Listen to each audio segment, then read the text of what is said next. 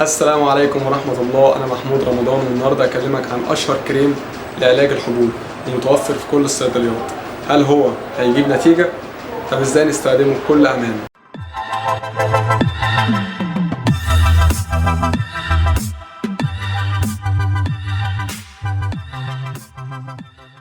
ايه هو ادابالين؟ ادابالين هو كريم بيحتوي على ماده من مشتقات الفيتامين اي، بيعالج حب الشباب، بيشتغل عن طريق تقشير الجلد وتنظيم الافرازات الدهنيه ومنع انسداد المسام. طب ازاي نستخدم ادابالين؟ ادابالين بنستخدمه مره واحده يوميا، بس اهم حاجه يكون البشره نظيفه وجاف. حط نقطه صغيره حوالين المناطق المصابه، بس اهم حاجه ما نحطوش حوالين الفم ولا حوالين العين. نستخدم مرطب بعديه علشان بنسبه كبيره ممكن يسبب جفاف، ممكن الحبوب تزيد في الاول وده طبيعي جدا، لان في حاجه اسمها تطهير الجلد. ممنوع منعا باتا نستخدم اي مرطب تقشير الا باستشاره الطبيب. لو جربت ادابالين ما تنساش تشاركني تجربتك في التعليقات، وما تنساش تعمل لايك واشتراك في القناه علشان يوصلك كل جديد.